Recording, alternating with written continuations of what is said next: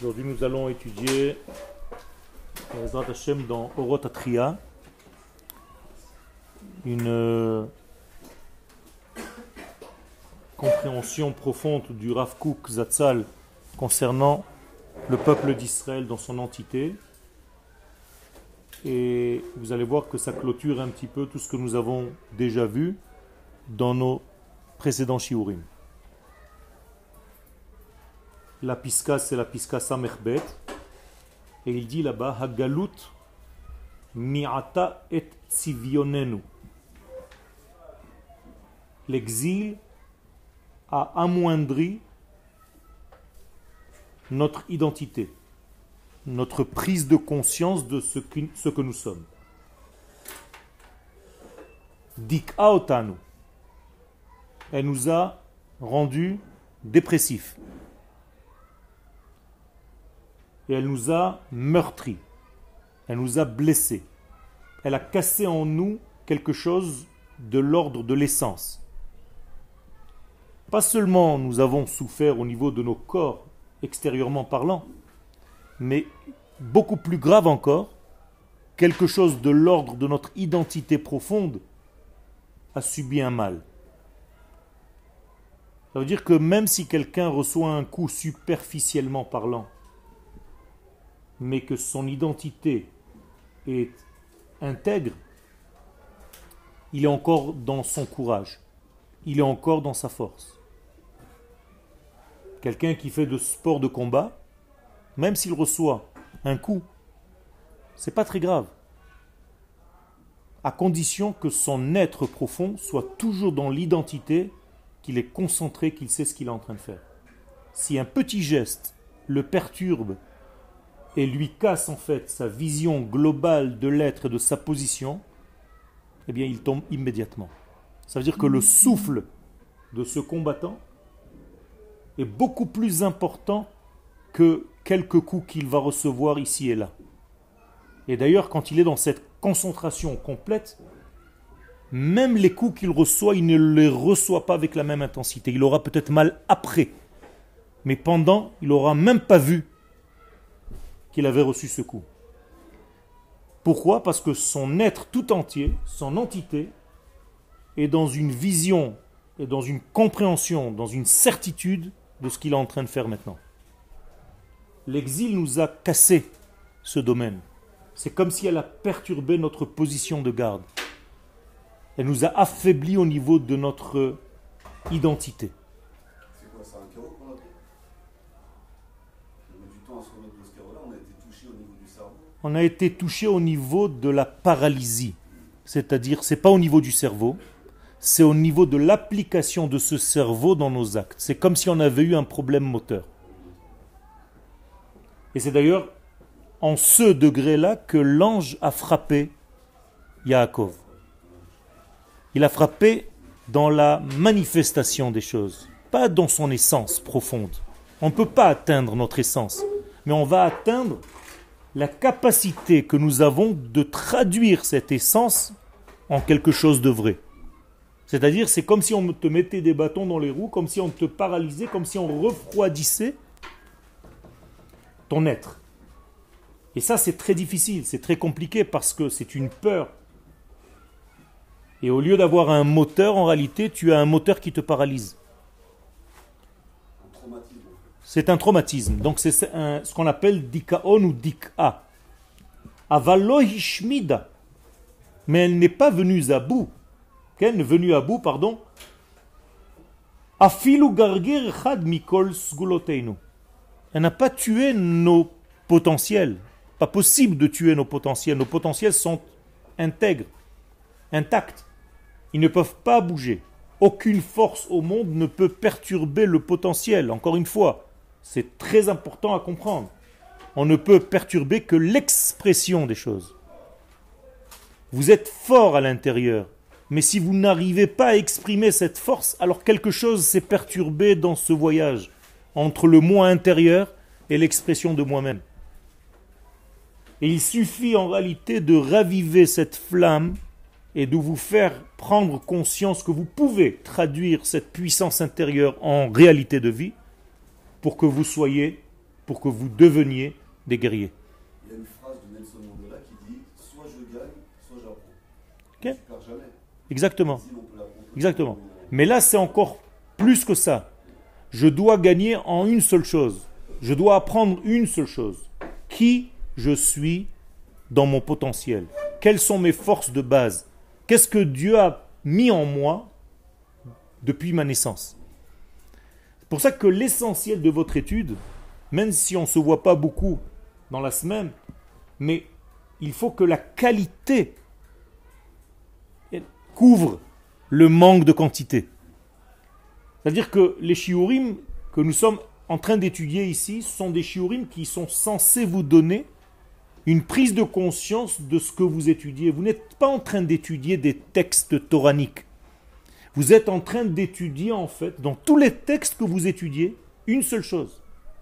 Le qui vous êtes. Et ça vient de différentes facettes. Et vous pouvez peut-être même oublier ce que vous êtes en train d'étudier parce que vous êtes dans une sugia, dans une gemara, qui apparemment n'a aucun rapport avec mon identité profonde. Mais c'est faux. Et chaque fois que vous étudiez quoi que ce soit, quand vous ouvrez un livre, c'est comment le texte trouve en fait cette chose en moi. Comment je rencontre le texte, comment je l'appelle et comment j'utilise en fait ce qu'il veut me dire parce qu'il est en train de parler de moi. Et si je n'ai pas pris conscience de cela, je perds l'essentiel, 99%. Et je vais attraper tout simplement le vêtement. Et c'est pas ça l'essentiel. C'est-à-dire, dans l'idée, je dois être très fort dedans, je dois savoir et être convaincu et dans la conscience permanente de qui je suis. Et même si mon adversaire est en train de faire des bruits, pousser des cris et faire des mouvements, moi je suis à l'intérieur de moi entier, dans cette conscience. Et dès qu'il s'approche, paf, un coup c'est fini. Ils peuvent faire toutes les gymnastiques du monde. Je n'ai pas perdu cette force-là. Quel ? Ça a impacté le dévoilement en fait de ce potentiel. Exactement. La galoute, c'est empêcher le dévoilement de notre potentiel. Est-ce que ça a empêché le dévoilement total ou une partie du dévoilement? Elle a empêché le dévoilement au niveau global, mais elle a permis le dévoilement au niveau individuel. Ce qui est encore une fois une grande perte. Parce que la Torah n'a pas été donnée aux individus, elle a été donnée au global d'Israël. Donc quand on devient religieux, entre guillemets, on perd en réalité le côté de la nation. C'est dans ce sens-là qu'il faut faire très attention de la religion, de ne pas tomber dans la religion. Parce que la religion va vous pousser à faire des actes au niveau individuel. Ça n'existe pas. C'est comme si ma main gauche, disait un jour, imaginez-vous, je suis la meilleure de tout le corps humain. C'est moi qui mets les tefilines. Ça vous fait rire. C'est pas la main qui met les tefilines, c'est l'homme. Alors pour cette mitzvah, il utilise la main. Mais la main ne peut pas devenir orgueilleuse parce que c'est elle qui met les tefilines. Elle comprend très bien cette main, qu'elle fait partie d'un ensemble. Mais si toi tu te dis, moi je suis religieux, entre guillemets, je fais la Torah et mon voisin, j'en ai rien à faire, il n'est pas de mon degré. Mais c'est comme si la main droite était en train de se moquer de l'oreille. Ça ne veut rien dire. Quand je viens au Machon, ce n'est pas mes pieds qui viennent au Machon, c'est Yoel. Même si une cellule est en train de dormir en moi et qu'elle est un petit peu fatiguée, elle est dans l'ensemble. Ne pas comprendre ça, c'est tomber dans l'erreur de Korach. Korach, c'est ça. Korach, c'est tout simplement pourquoi lui et pas moi. Tu ne comprends pas que tu fais partie d'un même corps, d'un même organisme. Tu ne comprends pas que ce que tu fais, toi, c'est l'autre et l'autre et l'autre. Tu ne comprends pas que lorsque le Kohen Gadol entre dans le Saint des Saints, c'est chacun de nous qui entre. Si tu sépares le Kohen Gadol de toi, alors là, tu es mal, parce que tu ne comprends plus rien au judaïsme. C'est lui et pas moi. Vous comprenez cette notion de klal Israël? C'est très important. Et quand vous sortez en guerre, quand toi tu sors au combat, mais tu représentes tout le peuple d'Israël maintenant. C'est comme si ma main appuyait sur une gâchette. C'est mon doigt qui a appuyé sur la gâchette? Non. C'est Yoel. Attention. Il faut faire très attention à cela. Parce qu'on peut tomber dans l'oubli de ce total pour ne se focaliser que dans le détail qui fait la chose en question. Et tout ça, c'est faux. C'est ta bouche qui mange. Non. Tu ne dis pas « ma bouche a mangé à midi ». Tu dis « j'ai mangé ». L'inverse est possible aussi, non? Justement, d'oublier aussi soi. Ça aussi, c'est une maladie. C'est que je suis tellement dans l'ensemble que je néglige le détail. Ça aussi, c'est dangereux. Mais je dois respecter que le détail, pour l'instant, ce détail, fait la volonté de mon ensemble.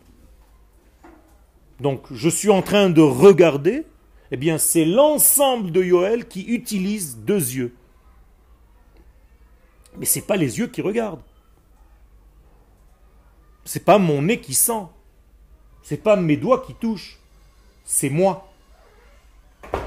Est-ce que vous comprenez ce que je suis en train de vous raconter? Et ça, c'est très important dans le judaïsme. C'est l'essence même du judaïsme. Et de ce que nous essayons de vous inculquer ici au niveau du klal. Quand on dit que c'est la Torah du klal, c'est justement cette Torah, c'est une prise de conscience constante de cette totalité, que vous êtes un peuple et pour l'instant, tu es un doigt, tu es une cellule, tu es une oreille, tu es un œil de cette totalité.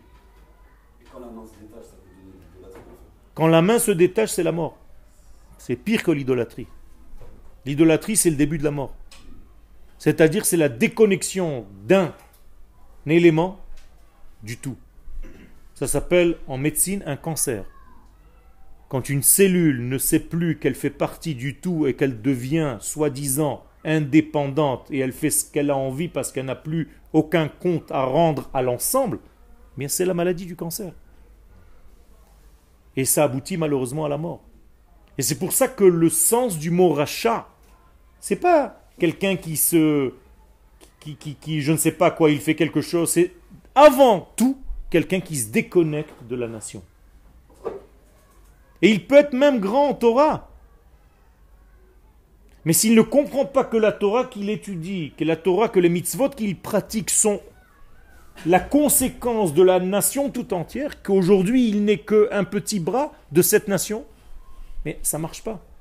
Ce n'est pas viable. Parce qu'il s'est déconnecté de l'ensemble. Et se déconnecter de l'ensemble, c'est la notion du rachat. Le fi shehotzi et atzmo minaklal. C'est ça le problème. C'est que le monde dans lequel nous sommes, c'est un monde qui nous tire vers Alma de Shikra, vers le monde du mensonge, c'est-à-dire vers le monde du détail, détaché du tout. Vous êtes posé la question pourquoi le mot sheker, le mensonge en hébreu, ce sont les 3 lettres qui sont collées dans l'alphabet? Parce que c'est une vision fractale, c'est une vision rétrécie, obtus. Shin, Kuf, Resh, Sheker.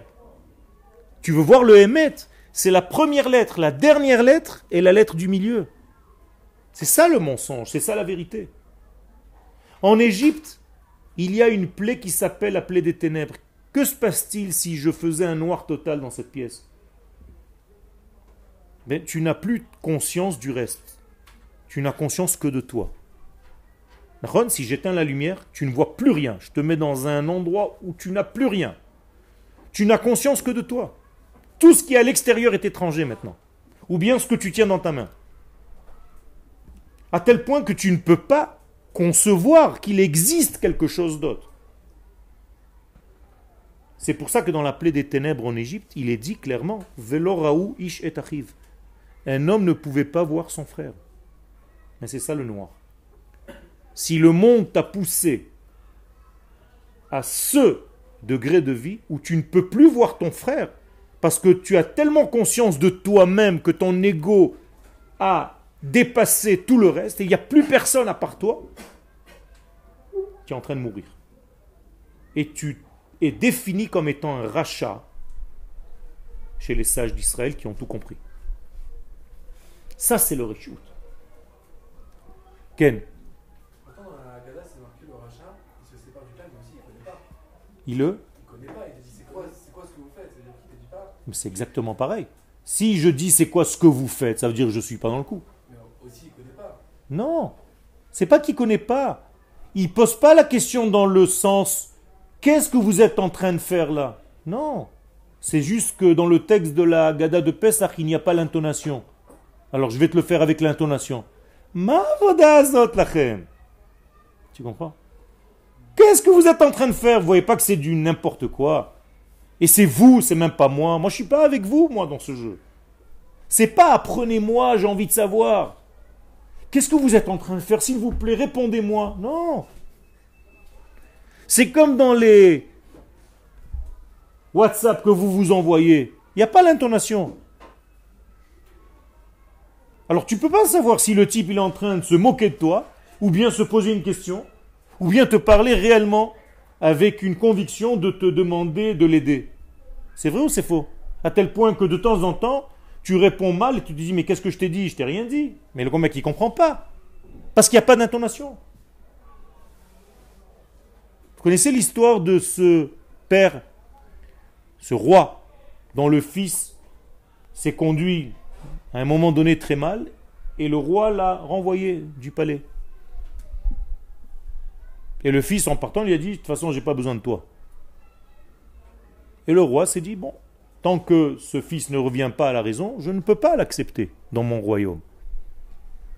Et un jour, le fils envoie une lettre.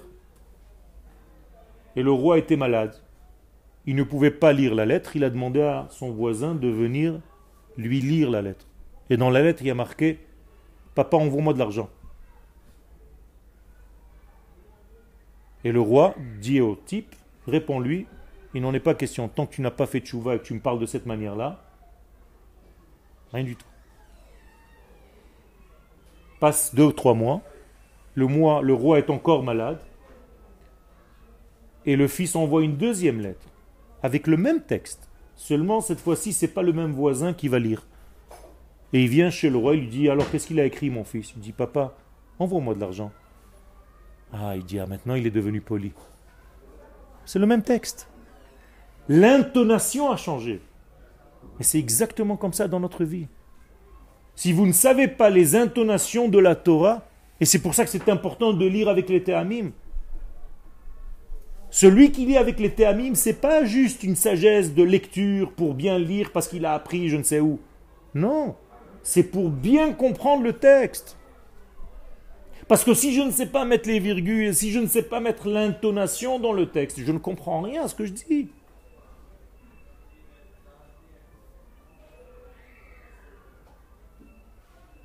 C'est comme ça qu'on peut lire, par exemple, ne vole pas. Ou bien, lotignov, ou bien, lotignov. C'est la même chose, je viens de lire la même chose. Ou bien, la tignov, no, bechayecha. C'est la même chose, c'est le même texte. Et bien c'est exactement ce qu'il faut faire très attention dans notre vie. C'est l'intonation, c'est-à-dire la neshama de la lecture de ma vie. Donc les nations du monde, ça, elles ne peuvent pas atteindre chez Israël. Kol ma sheu mukhan lanu, deuxième ligne. Tout ce qui nous a été prévu, c'est-à-dire préparé pour nous, créé pour nous. Hareihu nimtza itanu, c'est toujours avec nous. Jamais je ne pourrai perdre mon identité profonde, ma ségoula. Vous vous rappelez de cette ségoula? Ma capacité de base.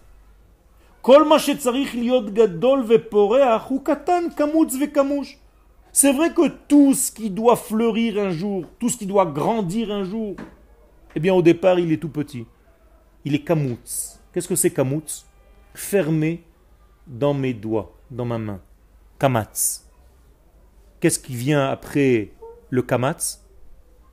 Patach. Après le kamatz, après la fermeture, il y a tout de suite l'ouverture. Autrement dit, tout ce qu'on t'a donné, on te l'a donné, mais c'est fermé. Tu as reçu une capacité, mais elle est fermée. Depuis que tu es petit, tu es né avec la capacité d'être ce que tu dois être dans ta vie. Et tu ne fais que t'entraîner pour sortir cette capacité et en faire quelque chose de réel. C'est tout. Nous sommes tous dans des centres d'entraînement. Si aujourd'hui je sais donner un coup de poing, c'est parce que j'ai reçu cette capacité quand j'étais déjà dans ma naissance. On ne m'a pas appris quelque chose de superficiel à moi. Chacun de vous sait se défendre normalement, naturellement, seulement il a oublié. Alors tu vas aller t'entraîner juste pour faire les gestes comme il faut le faire. Tout simplement parce que tu as oublié. C'est pas qu'on t'apprend à devenir un combattant. C'est pas qu'on t'apprend à te défendre. Un chat, il n'a pas besoin, il n'a pas été à l'école. Une abeille n'a jamais été à une école pour faire des ruches. Eh bien, un homme, c'est exactement tous les mouvements, et tous les mouvements sont naturels. Seulement, on apprend à les faire de la meilleure manière possible. C'est un entraînement qui nous aide à sortir ce que nous sommes à l'intérieur. De la même manière, j'ai reçu la Torah. La réflexion qu'on a, justement, instinctivement, on avait tout ça. Intuitivement, on avait tout ça. On avait ça, mais le fait d'avoir réfléchi notre vie, ça nous a déconnecté de ce qu'on Tout à fait. C'est parce qu'on a oublié, en fait, en croyant être intelligent, on s'est séparé en réalité de notre nature. Et le but de notre vie, c'est de revenir à notre nature. Et c'est pour ça que toute la Torah que vous étudiez maintenant, ce n'est pas une Torah qui a été écrite par un rave et qui est extérieure à vous, et un jour vous venez au Machon Meir et on vous rentre de la Torah. C'est pas ça, vous l'avez en vous cette Torah. Moi je ne fais rien ici. On s'entraîne ensemble à faire les mouvements qui dévoilent ce que vous avez déjà reçu dans le ventre de votre mère. C'est tout, moi je suis un entraîneur. Et tu peux t'entraîner dans tous les domaines de ce monde, c'est la même chose. Personne ne sait plus que les autres. Il a tout simplement retrouvé la nature du geste. Et il doit te l'apprendre parce que toi tu l'as oublié.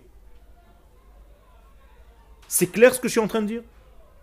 Ça veut dire qu'en réalité, tout le mouvement de notre vie n'est que vers soi.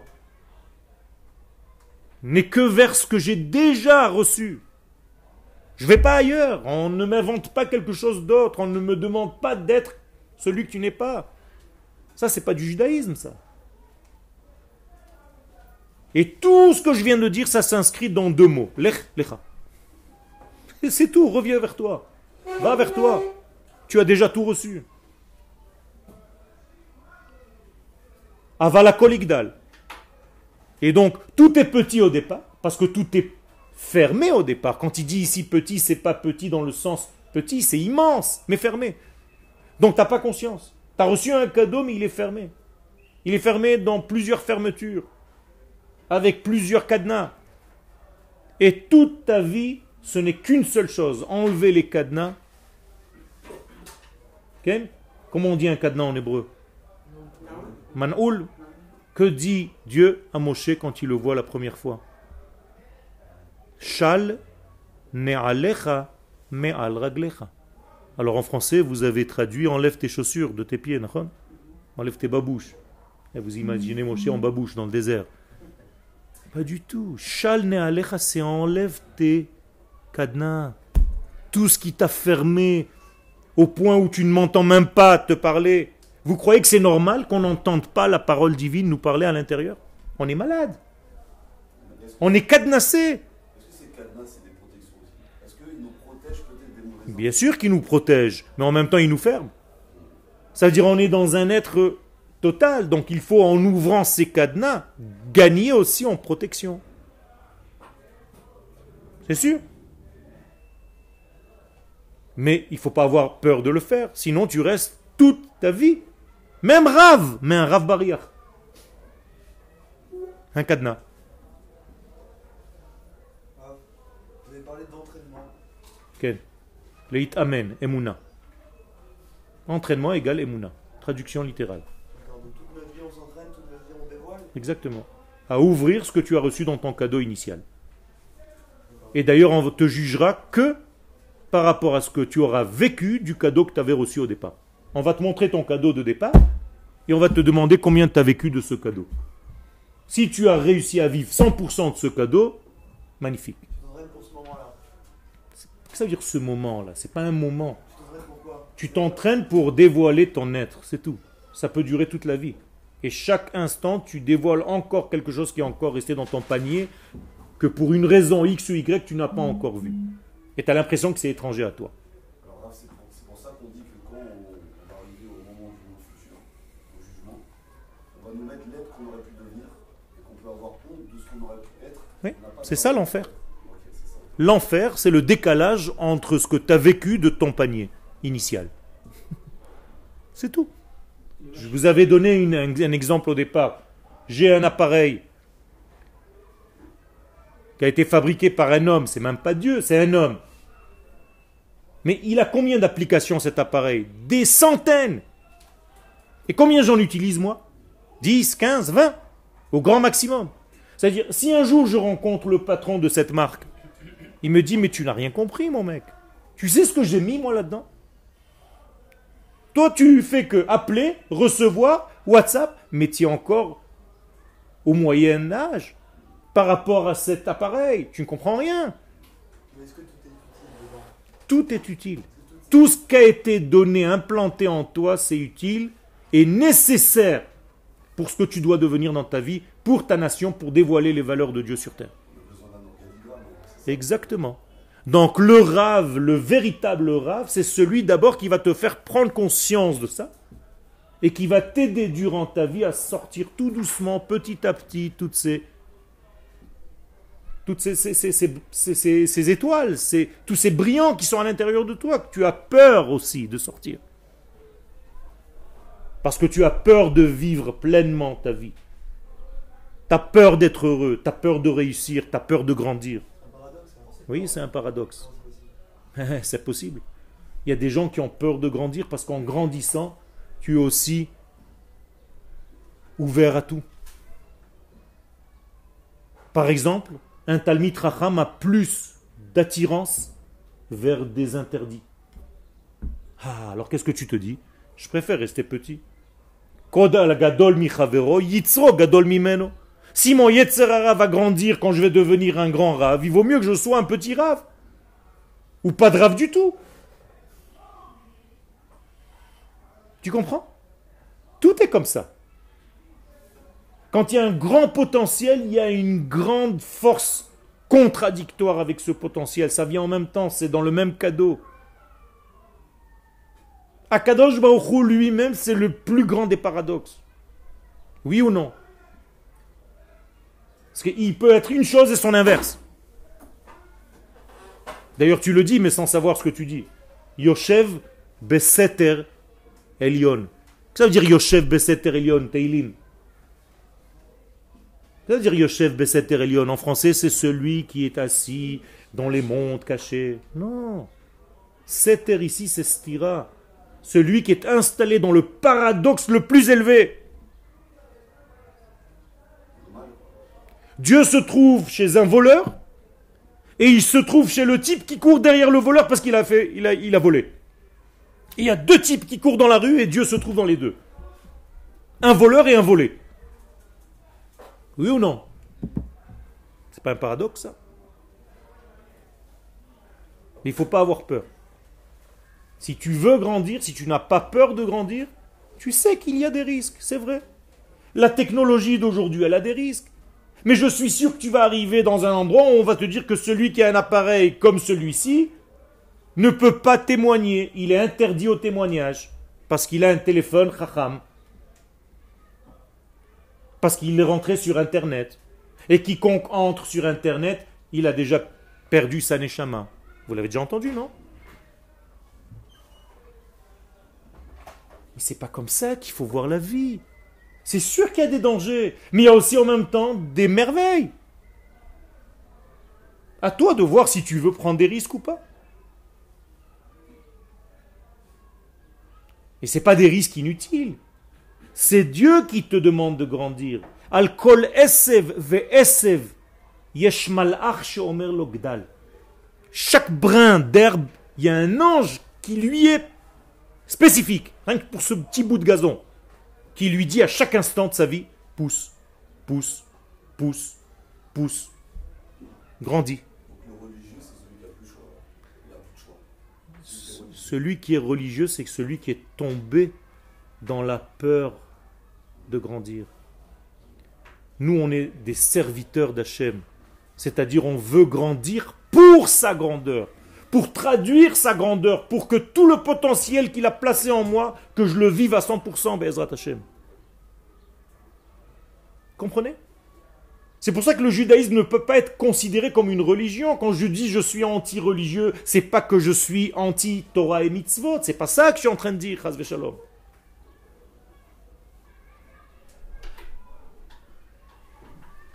Donc le judaïsme n'est pas cette religion-là. C'est une valeur de l'infini, béni soit-il, la valeur de l'infini donnée à un peuple qu'il a créé et qui est capable de faire le travail. Vous nous invitez quand même à nous décresper des Torah et mitzvot pour retrouver une nature originelle qui serait... Mais la Torah et les première à tout. mitzvot, c'est ça la nature originelle. Oui, Aujourd'hui, on a l'impression que la Torah et les mitzvot, c'est un fardeau qu'on a reçu sur la tête et on n'arrive plus à bouger. Parce qu'on n'a pas un accès normal, sain à la Torah et aux mitzvot. voilà, c'est ça. Notre accès à la Torah et aux mitzvot doit changer. Il faut savoir où sont les choses essentielles et où sont les choses qui sont du deuxième degré. Parce que la Torah et le mitzvot peut devenir un poison. Exactement.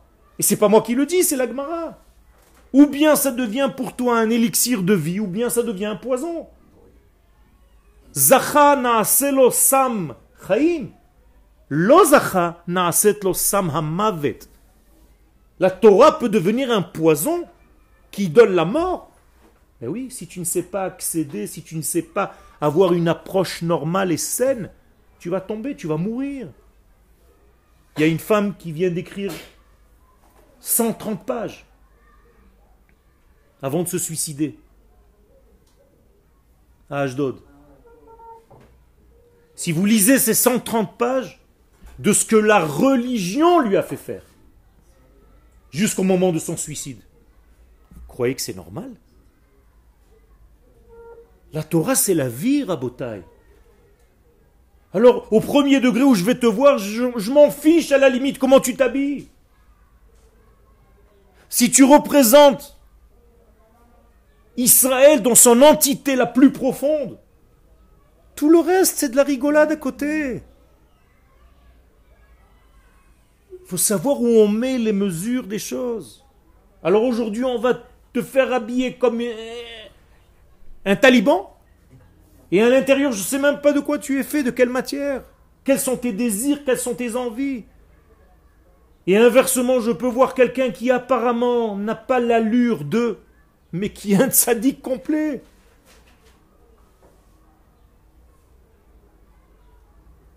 Il faut guérir, Rabotai. Nous avons été tous rentrés dans des tiroirs avec des formes formatées. Il faut arrêter avec ça. Il faut arrêter, nous sommes dans un retour vers la vie, vers la nature. Et la véritable Torah, c'est la nature.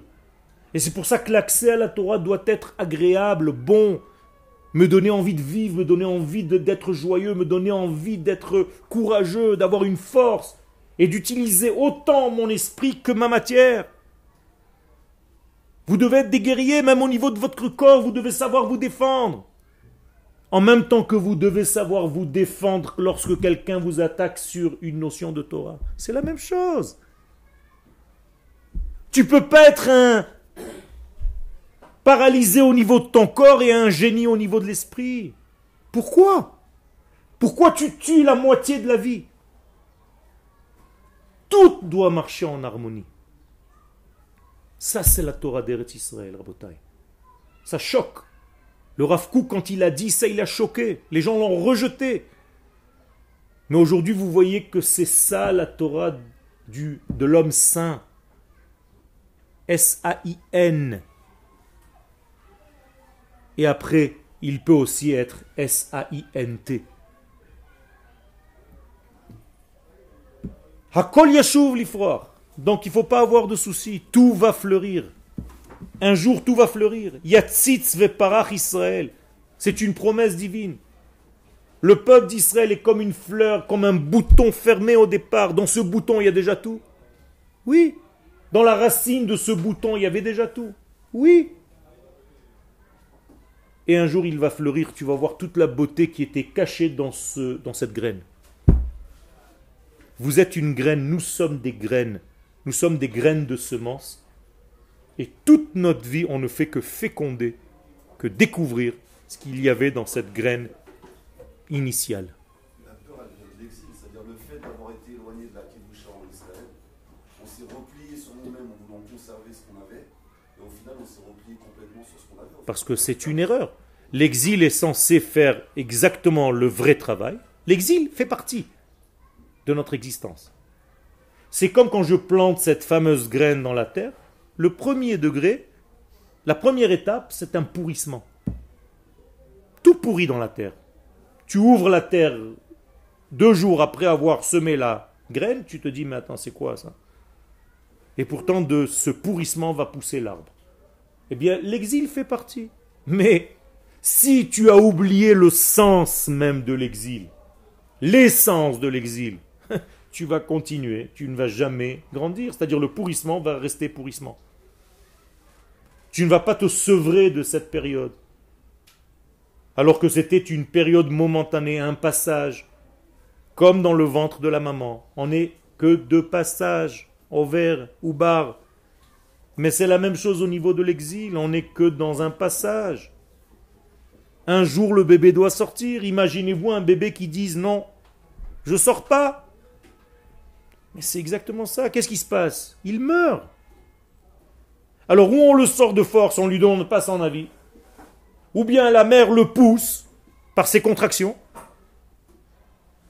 ou bien, chas v'shalom, il meurt à l'intérieur. Il meurt à l'intérieur. Et il y a des gens qui peuvent mourir à l'intérieur de leur propre exil. 80% sont morts dans cet exil. Égypte. Dans la matrice. C'est-à-dire mort avant de naître.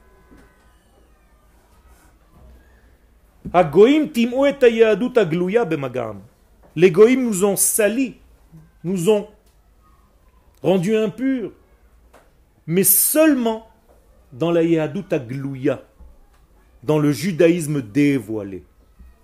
C'est-à-dire que ce que les nations du monde ont pu toucher en nous, ce n'est que superficiel. Nagou bashmanim akdoshim. Alors c'est vrai que ces nations ont touché, ont souillé des huiles essentielles, des huiles saintes. Veshiktsu otam, et elles les ont rendues impures.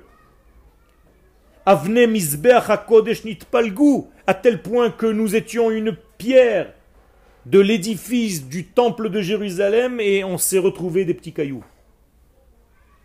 Quelle est la différence entre une montagne et des cailloux? C'est la même chose. Seulement une montagne, elle est consciente de son unité. Quand tu lui dis qu'est-ce que tu es, elle ne te dit pas je suis un ensemble de cailloux. Là tu dis je suis une montagne. Alors qu'un tas de caillasses va te dire on est plein de morceaux de pierre collés les uns aux autres, on ne sait pas ce qu'on fait là. Mais c'est exactement où tu te vois comme un juif individuel qui essaie de faire quelque chose dans un tas de juifs. Plus on est nombreux, plus on s'amuse, plus on est fou, mais on ne sait pas ce qu'on est. Ou bien tu vois la nation comme une grande montagne qui est formée de plein de petites pierres. Mais ce n'est pas les pierres qui ont fait la montagne. C'est la montagne qui donne naissance à ces morceaux de pierre. Alors effectivement, l'exil, ça nous a éparpillés. On est devenus des pierres. Aval bikdushatam, mais dans notre sainteté intérieure profonde, nisharu pnimiyut asodot shem olamim vechatumim imagazar. À l'intérieur, rien ne nous a perturbés. On est resté pareil parce que ce cadeau n'a pas été peut-être ouvert par toi, mais il n'a pas non plus été ouvert par les autres. Personne ne l'a touché. On t'a juste mis de la boue sur le papier cadeau. Mais le cadeau à l'intérieur, il est resté nickel. Alors qu'est-ce qu'on a pu te faire? Te rajouter quelques nœuds. Te rajouter du scotch. sur ton papier cadeau pour que ce soit un petit peu plus difficile d'ouvrir. C'est tout. Et on te l'a mis dans un autre papier cadeau, et dans un autre papier cadeau, et dans un autre papier cadeau pour que tu te retrouves en fait dans un palais qui est rempli de milliers de chambres, et dans ces milliers de chambres se cache ce cadeau qui est enfermé dans plusieurs cadeaux, et à l'intérieur du cadeau, il y a l'essence. Alors avant que tu arrives à ce cadeau, tu dois déjà pénétrer dans le temple à 1000 chambres. Donc tu te dis, mais je peux plus, quoi, j'y arriverai jamais. Le véritable cadeau, l'essence, est trop loin de moi, on m'a mis trop de couverture. Dans le langage de la Kabbalah, ça s'appelle des clipotes. On nous a mis des écorces, des écorces et des écorces et des écorces et des écorces, et tu ne vois plus que là. Mais je vais vous rassurer, si ce cadeau t'a été prévu, tu peux l'atteindre immédiatement. Et tu peux rentrer dans ces 1000 pièces et intuitivement savoir où se trouve ce cadeau. Parce que c'est toi. Écoute juste l'appel. C'est comme un sonar. Il t'appelle.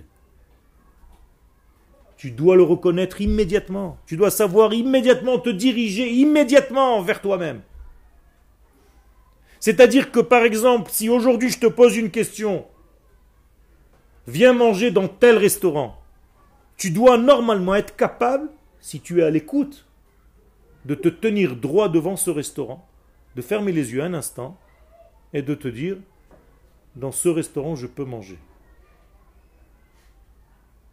Sans regarder la théouda, sans regarder le patron, sans regarder les cuisiniers, sans rien voir. Mais on n'est pas capable de le faire. Pourquoi ? On a l'impression qu'on n'est pas capable. Parce qu'on est toujours avec des aides. Il y a une théouda ? Vite. Même si c'est une photocopie, c'est pas grave. Tu as l'impression que ton cœur il a reçu un... Ça peut être un faux, hein, mais c'est pas grave. Toi, tu es rassuré. On est devenu malade. Tu veux te poser la question, quand est-ce que c'est la fête de... Peu importe. Tu as un calendrier sur toi. À quelle heure ça rentre Shabbat ? Tu sais pourquoi tu te poses la question à quelle heure ça rentre Shabbat ? Parce que tu es malade. L'instant où Shabbat entre, tu dois ressentir ta neshama changer complètement. Si tu ne sens pas que tu es différent sur cette terre que lorsque tu voyages à Nice ou à Marseille, c'est que tu n'as rien compris. Rien. Oh, j'étudie la Torah ici, je l'étudie à Paris. C'est pareil, c'est le même bouquin. Tiens, je me balade avec, je sors avec. Je vais étudier au Roth à la rue des Rosiers. T'as rien compris.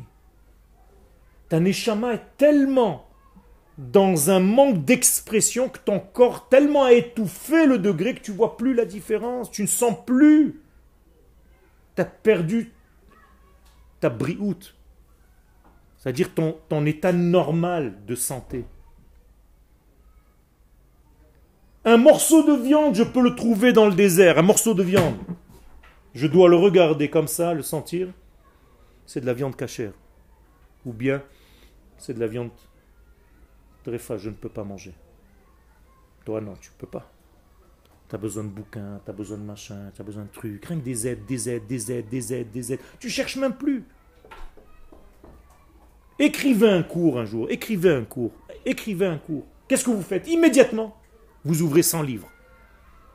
Oui ou non ? Oui, parce que vous êtes incapable de croire que vous avez la Torah en vous. Tu crois que Rashi, il a ouvert Rashi ? Il n'y avait pas. Ah. Et quand il disait à son papa, papa, quand je serai grand, je vais devenir Rashi. Pourquoi tu ne deviens pas ce que tu es, toi ? Tu crois que tu ne peux pas être un des commentateurs de la Torah ? Bien sûr que tu peux l'être. Tu dois l'être. Car si Rashi a existé, comme j'ai dit tout à l'heure que Rashi et moi, c'est deux cellules dans un même corps, ça veut dire que j'ai de lui en moi et il a de moi en lui. Mais toi, tu ne crois plus. Comprenez ce que ça veut dire, je ne peur de grandir ? Vous nous ramenez à la faute des explorateurs. Je vous ramène à tout, à la faute du premier homme. Le premier homme aussi, mais les explorateurs, pourquoi ça se permet autant de temps dans l'histoire, c'est qu'ils nous ont diminué notre confiance. Bien sûr, bien sûr. Quand tu te vois comme une sauterelle, qu'est-ce qu'ils ont dit les explorateurs ? Vanehi be'enenu kachagavim. Nous étions à nos propres yeux comme des sauterelles. Et après, quelle est la suite du verset? Veken hainu be'enehem. Traduction en français. Et ainsi nous étions aux yeux des autres. C'est pas ça la traduction. Ken, c'est un pou.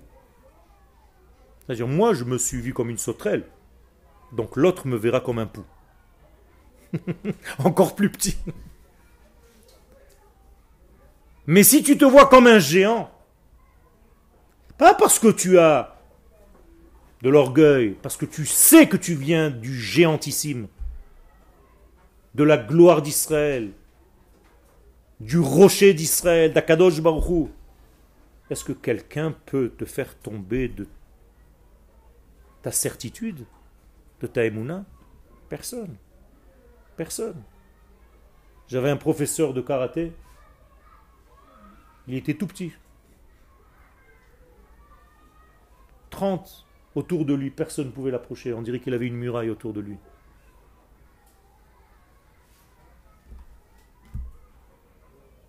C'est juste à l'intérieur de ta émouna. Tu peux construire autour de toi un or makif, une lumière entourante, personne ne peut s'approcher. Ce sont des forces que nous avons reçues dans notre cadeau intérieur humain. Seulement on n'y croit pas. On a oublié, on ne croit pas en nous, en soi. On a perdu confiance en soi et la plupart des gens aujourd'hui sont malheureux parce qu'ils n'ont pas confiance en eux. Beaucoup de gens vont chez des psychologues parce qu'ils n'ont pas confiance en eux, dans leur vie.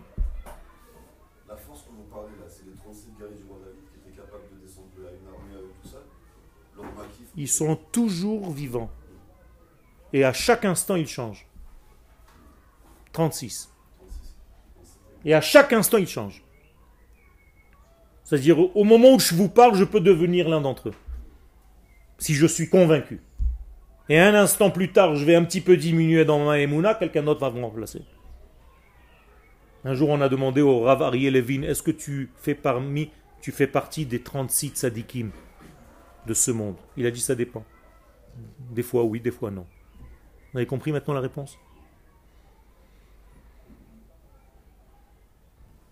Vedavka pnimiut ayoter nishmatit. Et donc l'essence même de notre neshama la plus profonde, ça jamais on pourra nous l'enlever, jamais.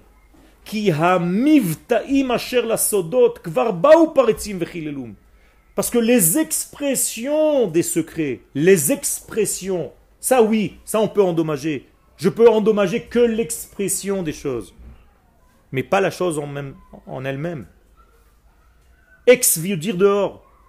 Dehors, oui, il y a un problème, mais dedans, non. Les problèmes ne sont que dehors, jamais dedans. Les problèmes sont la traduction de ce que tu as dedans que tu ne sais pas traduire dehors, donc tu trahis.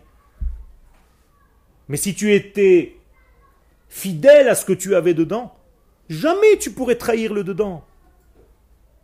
Si tu es sûr et convaincu que tu peux traverser un océan à pied, mais tu le traverses. Le Baal Shem Tov ne se posait même pas la question. Tout simplement, il marchait, il continuait à marcher. Que ce soit de l'eau ou de la terre, j'en ai rien à faire. Ses élèves s'arrêtaient. Il disait que Vodarav, nous on ne peut pas faire ce que vous faites. Il dit justement parce que vous n'y croyez pas. Mais vous pouvez. Si moi je le fais, vous pouvez le faire. Je suis pas né Baal Shem Tov. J'ai eu tout ce potentiel et tout simplement je l'ai dévoilé, c'est tout. Donc je peux marcher sur l'eau.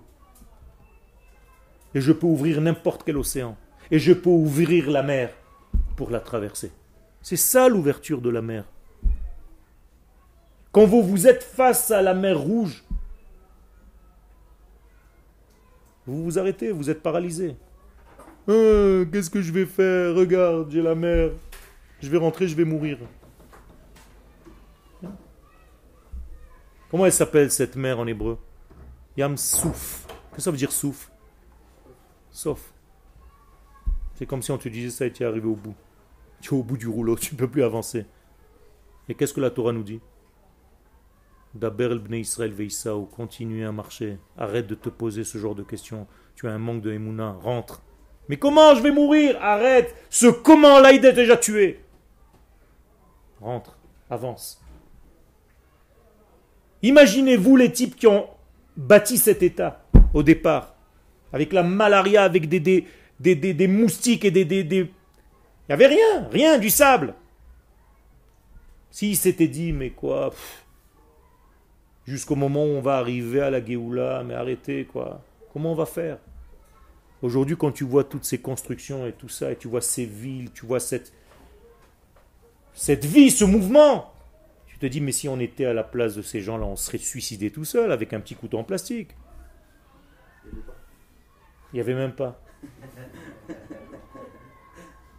Mais c'était des mecs, ils n'étaient pas Khatpeami. C'était des mecs qui étaient dans le Netzach. Aujourd'hui, vous avez l'impression que vous êtes des couteaux en plastique et des fourchettes en carton. Chas v'shalom. Chas v'shalom. On n'est pas en papier-pâte. On est des éléments du divin. Et notre rôle, c'est de croire en ce que le divin a placé en nous. Nous avons une carte mère à l'intérieur de nous qui est l'infini, béni soit-il. Vous savez quelle est la puissance de nos neshamot?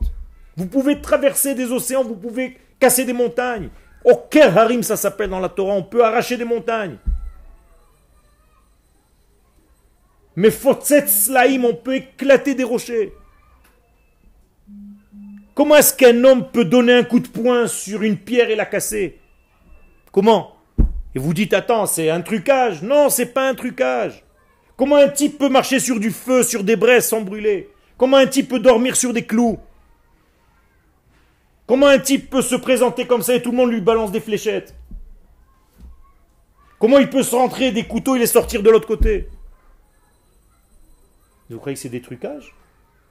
C'est tout simplement une conscience, une certitude. Mais on n'a pas cette certitude, on a peur. On n'est pas convaincu. Et même quand je vous dis, à l'intérieur, il y a un genre de son. Ouais, quand même. Ce petit son-là, c'est celui qui nous paralyse la vie. Et le symbole de cette certitude, c'est pas la Bouddha? Ça, c'est l'expression de cette certitude. Mais elle est en nous à l'intérieur.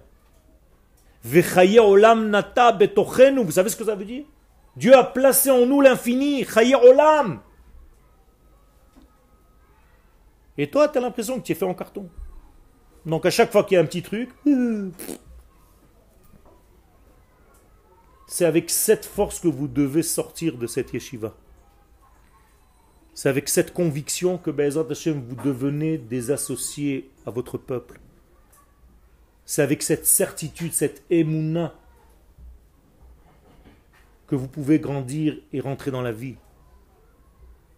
Pour moi, la yeshiva de Merkaz Harav aujourd'hui, c'est Machon Meir. Il n'y a plus de yeshiva de Merkaz Harav, c'est Machon Meir. Ça veut dire dans l'idée, dans l'idéologie, dans la manière d'être, c'est ici que ça se passe. Vous êtes au meilleur endroit du monde. Pour vous préparer à ça, à cette Torah saine, tâchez de ne jamais l'oublier. Toda Rabba.